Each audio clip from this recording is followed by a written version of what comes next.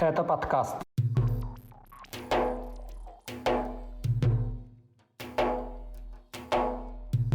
Кадыров отказался встречаться с пленными. В Чечне подозреваемые в совершении тяжких преступлений получили медали героев. Между оппозиционными чеченскими активистами произошел конфликт, а в Дагестане возбудили уголовное дело на правозащитницу Светлану Анохину. Об этом и не только в 128-м выпуске подкаста «Кавказ. Реалии». О главных событиях Северного Кавказа за неделю вам расскажу я, Катя Филиппович. Привет! Ставьте лайк, и мы начинаем. На дагестанскую журналистку, основательницу правозащитного проекта «Марем» Светлану Анохину возбудили уголовное дело по статье о дискредитации российской армии. Причиной стали ее антивоенные посты в Инстаграме. Максимальное наказание по этой статье – до 5 лет лишения свободы. За годы работы волонтерская группа «Марем» помогла десяткам жительниц Северного Кавказа спастись от насилия в своих семьях. О ряде этих историй писал и сайт «Кавказ. Реалии». Например, проект Анохиной помогал Лейле Гириевой из Ингушетии, которая рассказала о систематических избиениях отцом, насильственном лечении от атеизма, а также о принудительном приеме антидепрессантов. Из республики ей удалось уехать в Санкт-Петербург, но там беглянку нашли, к ней постучались силовики и родственники. Из отдела полиции Лейлу вытаскивали правозащитники, в том числе и активисты кризисной группы «Марем». Другая громкая история, которой также занимались правозащитники «Марем», связана с Халимат Тарамовой, дочерью директора Грозненского ТРЦ «Гранд Парк» Аюба Тарамова, приближенного главы Чечни Рамзана Кадырова. Спасаясь от домашнего насилия, девушке удалось добраться до шелтера «Марем» в Махачкале, однако оттуда ее похитили кадыровцы. В этом чеченским силовикам помогали сотрудники дагестанских правоохранительных органов. Тарамову вместе с подругой силой доставили в полицию, после чего ее увезли в Чечню. После этого случая Анохина уехала из России. С лета 2021 года она живет в Грузии. В интервью сайту «Кавказ. Реалии» журналистка и правозащитница рассказала о том, как уголовное дело может повлиять на ее работу и на группу «Марем». У нас прекрасно все понимают, хотя, может быть, не осознают на самом деле, что к любому из нас могут прийти и забрать, например, за экстремизм, подбросить патроны. Для нас это обыденная вещь. Я удивлена, что со мной такого еще не сделали. Сейчас уже и не сделают. Так что, да, я думаю, что будут некоторые сложности, но что касается «Марем», если это все будет опасно для команды, я просто уйду с руководящего, так сказать, поста.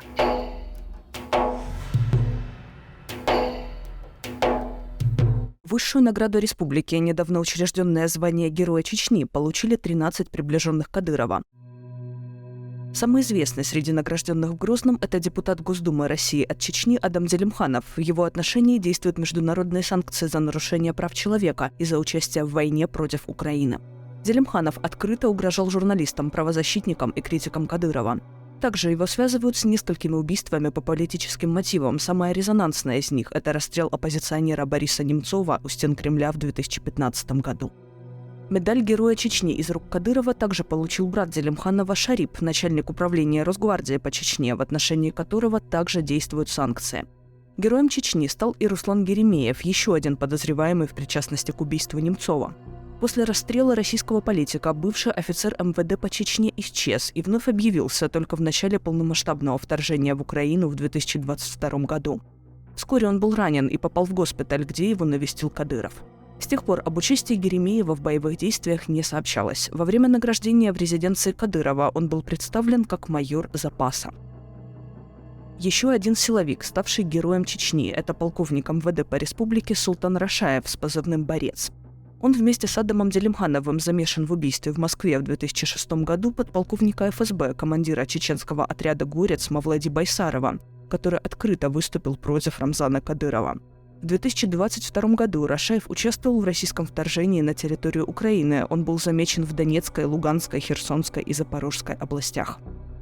Другой награжденный званием Героя Чечни кадыровец подозревается в пытках подростка. Речь идет об Анзоре Бесаеве, командире ОМОН Ахмат Грозный. Он, по данным Службы безопасности Украины, в начале марта 2022 года вместе со своими подчиненными пытал несовершеннолетнего жителя Киевской области, требуя от него информацию о местоположении украинских войск. Бесаев также известен как участник скандального испытания на право ношения крапового берета в Ставропольском крае в 2021 году. Тогда вместо марш-броска чеченских спецназовцев подвозили на автомобилях. В этом скандале также был замешан заместитель командира СОБР Ахмад Сайдил Санкаев. Теперь он тоже стал героем кадыровской Чечни. Среди награжденных высшим званием республики оказался и глава МВД по Чечне Руслан Алханов, который занимает этот пост с 2004 года. Он известен, например, тем, что публично оправдал насилие над 19-летним Салманом Тепсуркаевым, модератором чата чеченского оппозиционного телеграм-канала «Адат». Молодой человек был похищен в 2020 году. Позднее, по неподтвержденным данным движения «Адат», Тепсуркаева убили уже упомянутые братья Адам и Шарип Делимханова. Звание Героя Чечни также удостоились начальник ОМОН на транспорте Управления Росгвардии по республике Адам Хизриев, которого связывают с убийствами, похищениями и недавно обнаруженной очередной секретной тюрьмой в Грозном, и Рустам Агуев, это находящийся под санкциями США за нарушение прав человека начальник Курчелоевского РОВД. О других награжденных известно немногое. Это командир 96-го полка оперативного назначения Магомед Тушаев и силовики из Грозного Муса Ахмадов, Тимур Ибриев и Али Мусаев. Звание Героя Чечни осенью 2022 года учредил сам Рамзан Кадыров, и он же позднее стал первым, кто удостоился этой награды. За системные нарушения прав человека и участие в войне против Украины глава Чечни и члены его семьи внесены в международные санкционные списки.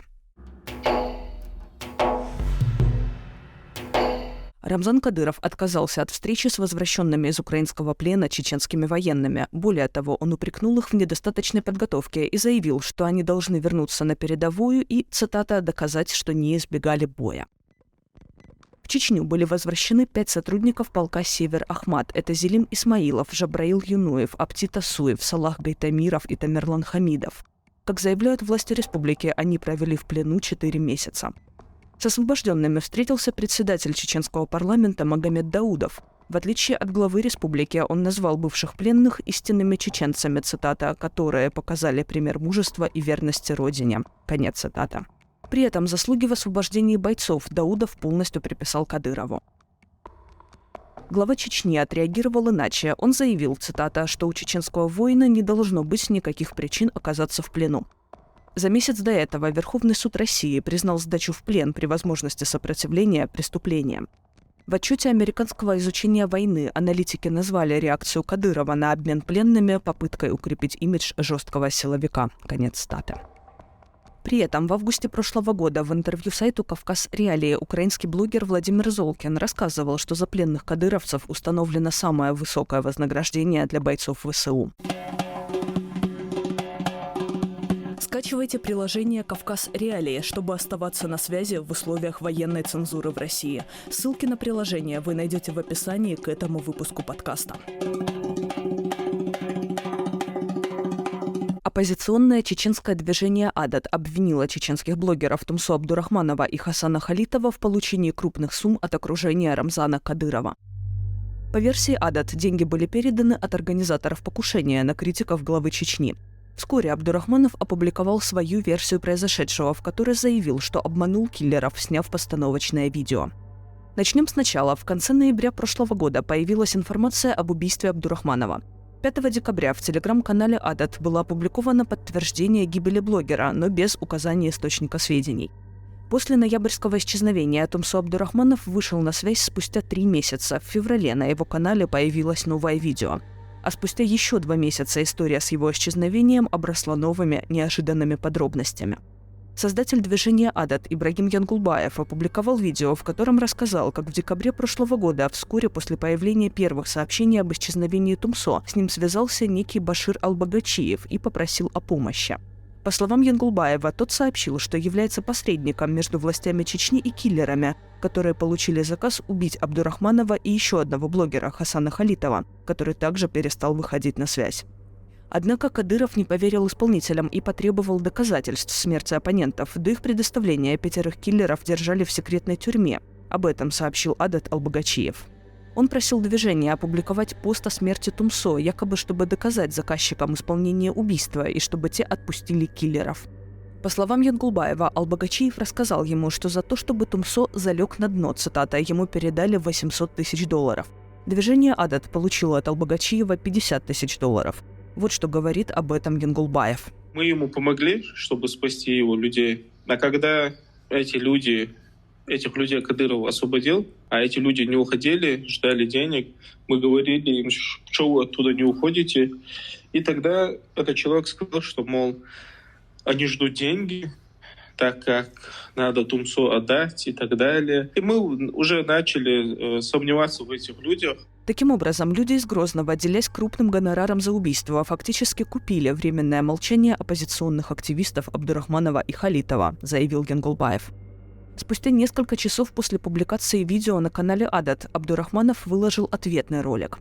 В нем он частично подтвердил некоторые факты, но отверг обвинения в получении денег за прекращение критики Кадырова. Вот что он говорит в своем видео. Я стал перед выбором. Либо я отказываюсь, и тогда я просто сижу и жду, когда кто-то придет исполнять этот заказ. А такие в любом случае найдутся, деньги все-таки не маленькие.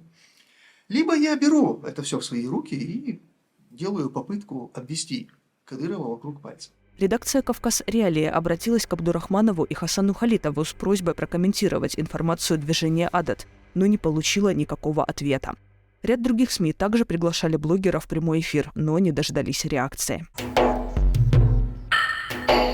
В самопровозглашенной Южной Осетии задержали подозреваемого в убийстве местного жителя Сослана Валиева. Им оказался ранее судимый наемник ЧВК «Вагнер» Георгий Сиукаев.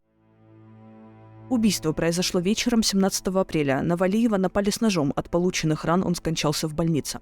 Тогда в городе объявили план «Перехват». Вскоре силовики заявили о задержании одного из 3 подозреваемых. Им оказался 34-летний Георгий Сиукаев. Сейчас он дает показания. Сиукаев недавно вернулся с войны против Украины, в которой он принимал участие в составе так называемой ЧВК «Вагнер». Наемник был завербован в колонии, куда попал после убийства сослуживца в 2014 году на Донбассе. По предположению журналистов телеграм-канала «Нок и Рестон», Сиукаев отправился туда как доброволец. Убийство Валиева прокомментировала пресс-служба руководителя ЧВК «Вагнер» Евгения Пригожина. По их версии, Сиукаев, цитата, «заступился за прохожих», к которым якобы приставал Валиев. В доказательство этого была опубликована видеозапись с уличной камеры. На этих кадрах видно, что Сослан Валиев стоял рядом с пассажиром одной из машин, когда к нему направился мужчина в военной форме, пряча в руке нож. Валиев сразу же попытался уйти, и в этот момент на него напали. Президент самопровозглашенной республики Алан Гаглоев потребовал достать виновных из-под земли и назвал это дело резонансным. Бывший глава Южной Осетии Эдуард Кокойте заявил, что Валиев, я цитирую, был добрым и безобидным парнем, которого все, за редким исключением, любили как родного.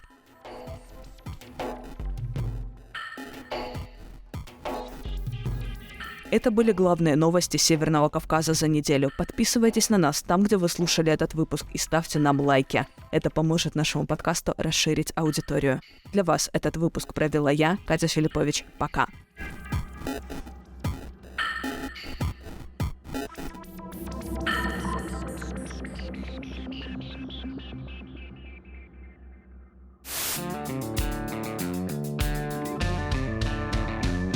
Студия подкастов «Радио Свобода». Человек имеет право. Время свободы. Американские вопросы. Кавказ подкаст. Атлас мира. Цитаты свободы.